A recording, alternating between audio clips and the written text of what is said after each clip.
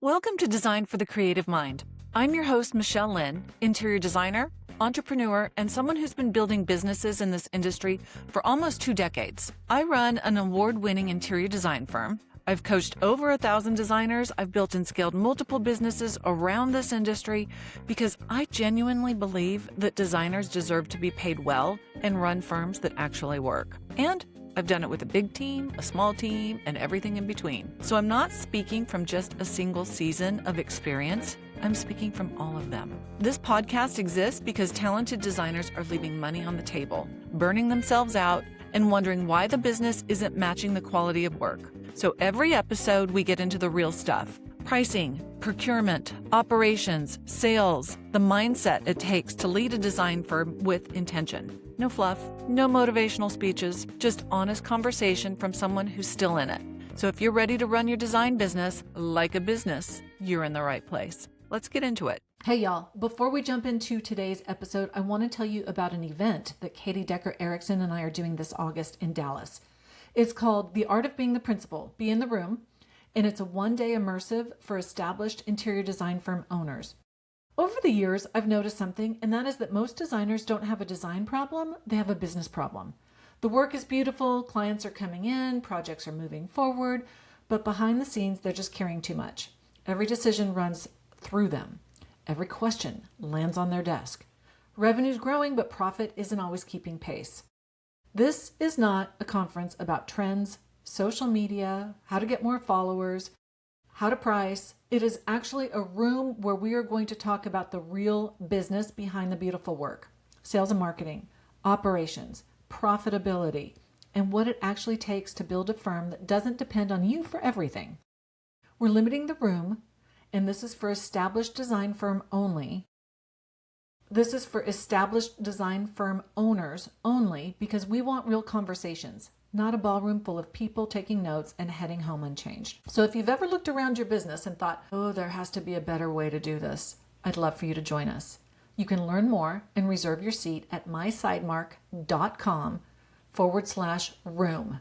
Now, let's get into today's episode. Welcome back to Design for the Creative Mind. I'm Lynne, interior designer, firm owner, and someone who's been in this industry long enough to have strong opinions about most of the things. Today, we're kicking off a brand new series, and I want to be upfront with you about something before we even get started. I am not an AI expert. I am not going to sit here and give you a ranked list of tools to download or tell you which software is going to change your life.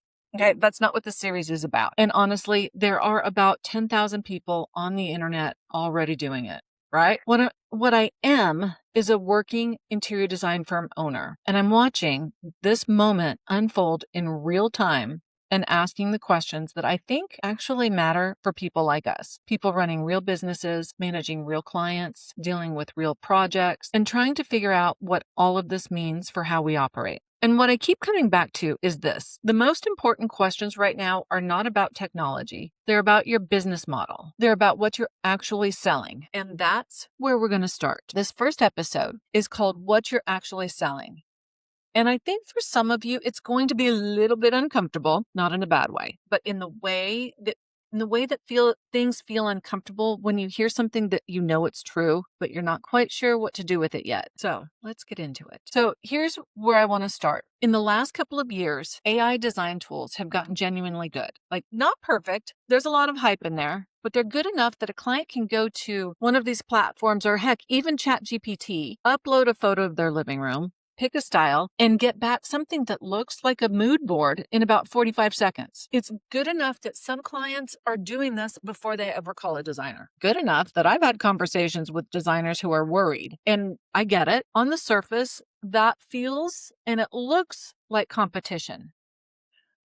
But I want to offer you a different frame, because I think that the panic is pointed at the wrong thing. When a client uses an AI tool, even if it's just plain old Chat GPT, okay, if they're using an AI tool to generate a mood board, what they're actually doing is playing around with ideas. They're satisfying the part of their brain that's excited about the project, that wants to see something. They're a little impatient, a little bit curious, which I get it, okay, But then this is the part that gets lost in all of that noise. They call a designer anyway, because the mood board didn't tell them whether that sofa would actually fit. It didn't account for the fact that their house faces north and it has terrible natural light, and that every warm and airy concept that they're drawn to is going to fight with that reality. It didn't warn them that the contractor that they're planning to use has a 6-month backlog and that they need to start thinking about that now. Okay. This AI did not give them someone to call when the tile that they fell in love with gets discontinued 2 weeks before installation. AI gave them a photo. It's a picture. Okay. And a picture is not a project. So in my opinion, the question isn't, can AI do what I do? The question is, do you know specifically and clearly what it is that you actually do? Because if your answer to that question centers around delivering beautiful concepts and sourcing furniture, then yes, that is getting harder to differentiate. But if your answer goes deeper than that, if you can articulate the real thing that you're providing, then this moment is actually an opportunity to get more precise about your value. Okay, not less confident in it. So let's talk about something that I see constantly in this industry. And I was guilty of it too for longer than I'd like to admit. I probably still fall into this trap. And it's called the deliverable trap. So when most designers describe what they do to their clients on their websites, in their proposals, they lead with deliverables, floor plans, furniture selections, mood boards, renderings. And I get it. I understand why. Okay, those are the tangible things. Those are the things that you can see and point to and say, look, here's what you get. These things feel concrete in a way that's easier to explain than the less visible stuff. The problem is that the deliverables are the easiest part of the job to commoditize. They always have been, even before AI showed up.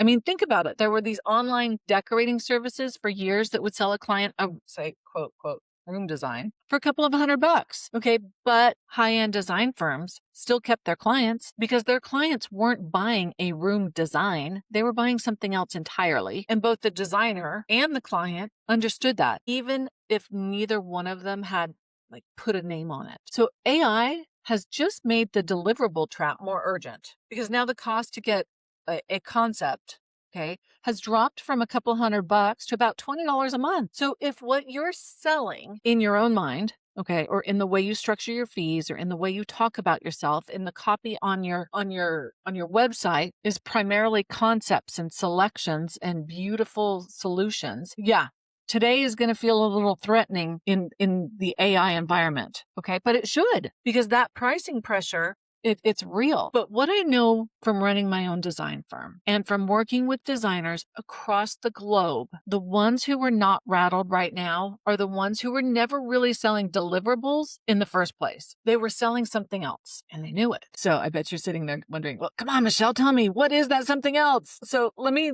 try to name it. So I don't really know exactly how to talk about it clearly enough, but it's when a high-end client hires a designer, they're not primarily buying a mood board and they're not buying a beautiful room.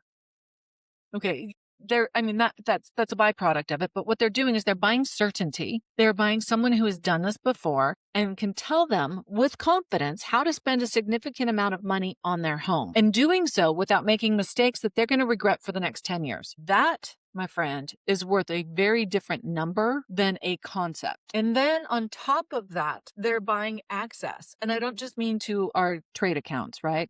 Although that matters, and we'll come back to that. But I mean access to your judgment, to your taste, your ability to walk into a space and understand immediately what it needs and what it doesn't. Because that's not something that old Chatty G can do, okay? That cannot be transferred into any AI app, okay? This has taken you years to develop and it lives in you. Clients who have worked with good designers, they know the difference between being guided by that kind of judgment and not being guided by it. There's a pretty big gap. Our clients are buying someone to manage the chaos. If you've ever managed a renovation from start to finish, okay, you know how many things can go wrong. and how many decisions have to be made, and how much of your job is actually just managing the circus, keeping everybody coordinated and calm while your client gets to show up for the fun parts. Okay, that's not a deliverable. You cannot put that in a line item on a proposal the way that fully captures what it actually involves. But you and I both know that it's a massive part of the value. Contractors know it. Trade vendors know it. Clients who've had a project go sideways without a designer, or maybe with a not good designer, they know it. And then on top of that, there's procurement. So, and let's just spend a minute here, because I think that this is one of the most undervalued and undercharged part of what most designers do. Okay. When you source a piece of furniture, you're not just picking something pretty. You are vetting a vendor, evaluating lead times, understanding the quality of the construction, knowing whether that piece is going to hold up in a home with 3 kids and a dog. Okay. You have the relationship with the showroom rep. That means that you can pick up the phone when something arrives damaged and you get it handled, and that it doesn't become your client's problem. That expertise is real, and it's taken years to build. Most designers have given this away or barely accounting for it in their fees, which is a conversation we will have in depth later in the series because it's a thing. But the through line across all of this conversation today is that clients are not buying what you can show them in a presentation. They're buying what happens between the presentations, the judgment calls, the problem solving, the experience, the relationships, the ability to shepherd a complex project through to completion without everything falling apart. So think about that. AI can generate a beautiful image, but it cannot do anything. So here's the part that might sting a little bit.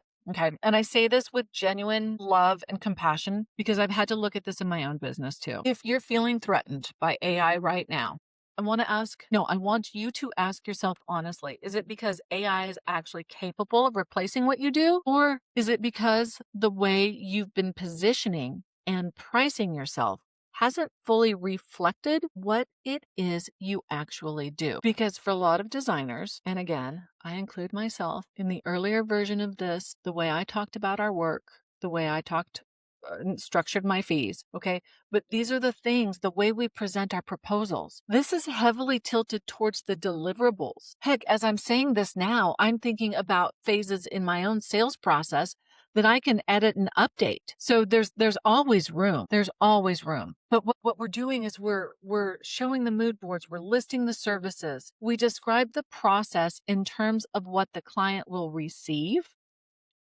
not in terms of what we're actually managing on their behalf. And when you're leading with deliverables, you are vulnerable to anything that makes those deliverables easier or cheaper to produce. AI, online decorating services, design forward furniture retailers, like all of it. So the answer is not to panic. The answer is to get precise, to be honest with yourself about what the real value is, and then to make sure that value is what you're communicating, what you're charging for, and what your entire client experience is built around. I was having a conversation not too long ago with a designer who was worried that her clients might start questioning her fees now that AI tools are everywhere. I actually had a meet and greet with a client a few weeks ago myself that asked me how we use AI. But my question to this designer that I was talking to, it was, what do you tell a new client when they ask you what it's like to work with you? Okay. And you know what she did? She described the process, the initial consultation, the concept presentation, the revisions, the final selections. These are all deliverables. And I said, what about the contractor call you took last week at 7 a.m? Because something wasn't right and you needed to sort it out before your client found out? What about the fact that you caught a measurement error before anything was ordered? What about the vendor relationship that got your client's sofa delivered in 8 weeks instead of 12?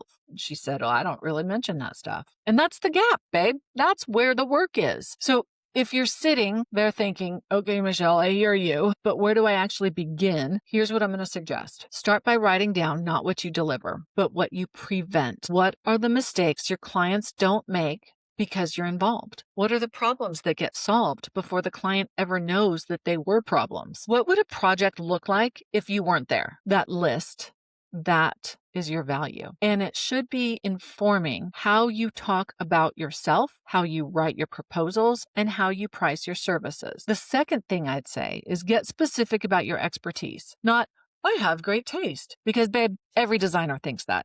Be specific. What do you know about procurement that a client doesn't? What do you know about contractors in your market? What have you learned from the projects that went sideways that now makes you a better advocate for your clients? Yes, we've all had projects that have gone sideways. Okay.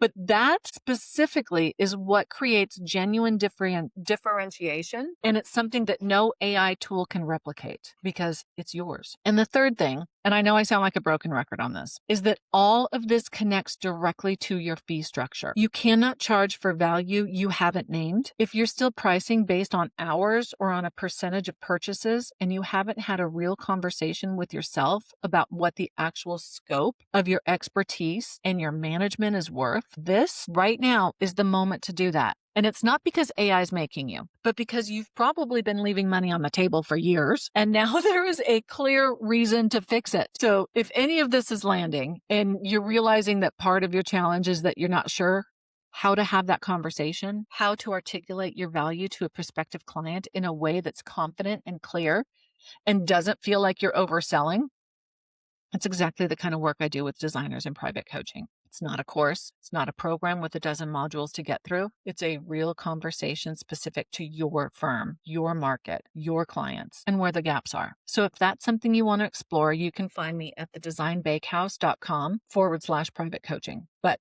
enough with that. I'm going to leave you with this. The designers who are navigating this moment well are not the ones who figured out AI the fastest. They're the ones who were already clear on what they were actually selling, and they knew that it wasn't the mood board. That clarity takes some work to get to. It requires you to look honestly at how you talk about yourself, how you've been charging, and whether those two things reflect the real depth of what you bring to a project. But once you have it, you're not threatened by AI tools. You might even use them for yourself. I highly recommend that you do. But the tool, it's not the value. Not in your work, babe. You are the value. So that's what this new series is about. Okay, it's not the technology, but the business decisions that the technology is forcing us all to look at more honestly.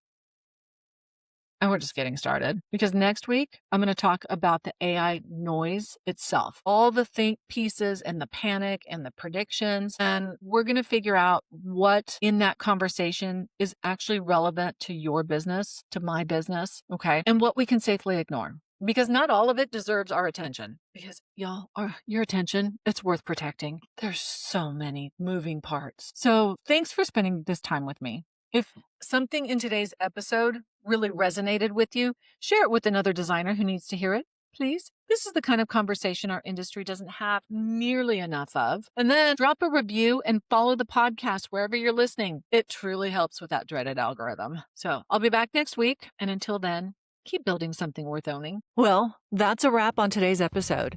And I just want to say thank you for spending this time with me. I don't take it lightly that you chose to show up and listen, and I hope you're walking away with something you can actually use this week. If you want to keep going, come find me. The Design Bakehouse is where designers learn to build a business that's as beautiful as the spaces they create. Real coaching, real results. And if your operations need some attention and your sales and marketing, Sidemark was built specifically for that. 2 different places depending on where you are right now, but both designed with you in mind. You can find the links in the show notes. Oh, and one small ask. If this episode meant something to you, leave a review. It takes 2 minutes and it helps other designers find their way here. I appreciate it more than you know. I'll see you next week.